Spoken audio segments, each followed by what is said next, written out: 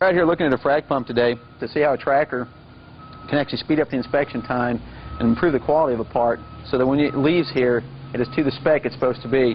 Now, if you look at this frac pump itself, a lot of the measurements that are on here are very tight.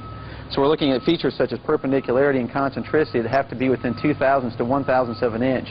When you look at these frac pumps, it's a very large component, and traditionally using hand tools, it might take somewhere in the neighborhood of 4 to 6 hours just to inspect this part.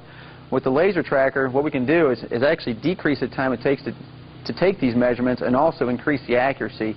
So in about 15 minutes, we can inspect an entire frac pump, whereas traditionally it would take 4 to 6 hours. Some of the features on here you'll see, such as perpendicularity and concentricity, have to be accurate within 1 to 0.002 of an inch. Well, traditionally when you're using hand tools, you have a lot of variability. With the tracker, we eliminate that, and we hope to show you that this afternoon. One of the key features on these frac pumps is to determine the concentricity from one end of the pump to the other. Now, if you look through here, you've got 6 diameters that need to be concentric within 0.002 of an inch. With conventional hand tools, that's very difficult and very cumbersome to do. With the laser tracker, we can do that in roughly 3 to 5 minutes and get very accurate measurements to within 0.001 of an inch. Another key feature will be perpendicularity. So multiple cylinders going the opposite direction. Once again, we can do that very quickly with the laser tracker. As we begin the execution, an operator simply now has to follow the screens and follow the prompts. That's asking him to measure point 1 on the plane. So simply follow the ball, picking up each one of these points. The goal right now is to pick up this front face. This will be one of our basic datums. Traditionally, to find out what the flatness of this face is with hand tools is very cumbersome to do, especially on a large face such as this. But from the data we've just collected, not only have we established the datum, we've also measured that plane and determined what the flatness values on this plane are. So you can see now inside the program, it's already asked us to move on to crosshead bore 1. So now we'll measure these cylinders. And again, all this information will be taken in 3D space, all from the same location. As he moves the SMR up and down inside the cylinder, the tracker's recording the location of the SMR, taking the points and solving for a cylinder through those points. Now this first crosshead bore has been measured. You can simply move on to the next crosshead bore. You'll see on the screen, as we're collecting the data, we're also storing the data inside the CAM2 measure program. The tracker from this distance has an accuracy of 0.001 of an inch. Traditionally using hand tools and trying to gain that accuracy is near impossible. Because with hand tools you not only have difficulties with accuracy, but you've also got user error that goes along with it. Once this program is finished, you can export this data out and do all kinds of calculations such as center to center bore, find out the parallelism between the bores. For this purpose, the goal is to determine the perpendicularity of these crosshead bores with the main bore. The frac pump can be oriented in any position. It does not have to be flat, does not have to be level. It can actually be sitting inside of a machine. You can take the portable laser tracker CMM to the part and inspect the part before it comes off the machine. This is critical, especially if you're boring a large cylinder.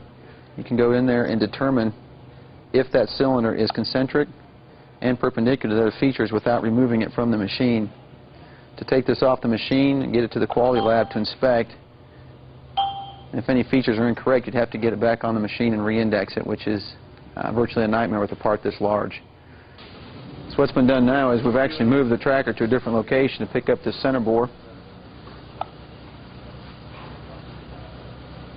By doing a simple what we call leapfrog function, we were able to move the tracker from one position to the other. Now we can see the main bore. By taking these dimensions, we're going to establish the center lines of each one of these bearing locations. We can compare each one of these bearing locations to each other to determine concentricity and to also establish a cylinder through the center points, and then determine perpendicularity with the fluid ends. Again, very quickly, we're just following the SMR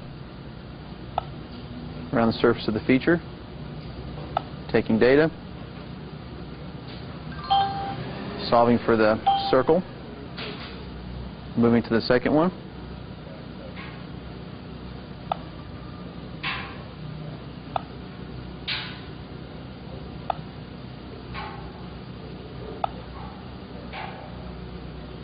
by using the program, we speeded up the time it takes to measure this part.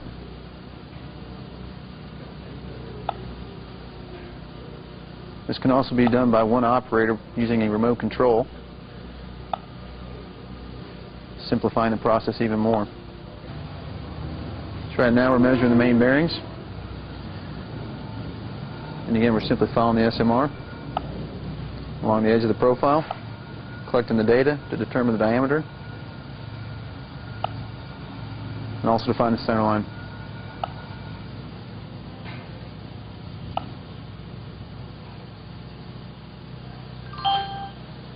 During this entire process, all this data is recorded. You can manipulate the data at the end to determine all the perpendicularities, concentricities, plus to determine any type of runout. Look at the form values on the features, find any dimensions that you need to, and all the data can then be exported out into a report in an HTML type format or Microsoft Excel format. So after the program has been ran, an operator completes the measurements. What you now have is a detailed list of the measurements that were taken on each one of those features. So for example, on circle 1 you'll see the center location in the X and Y direction off by 3 thou and 2 thou. Again, circle 3 off by 3 thou and 2 thou. So all this information is now recorded, and we can look to find out where the center lines of each one of these cylinders are in relationship to one another, and also determine perpendicularity. We'd like to say a special thanks to JMAC Tool out here in Fort Worth, Texas, for allowing us to come out and demonstrate the laser tracker product on their part. We hope that this has been beneficial for you, and if you have any more questions, please contact us at www.faro.com. We'd love to learn how to help you improve your processes to save you time, to save you money, because in the oil field we all know that downtime costs money.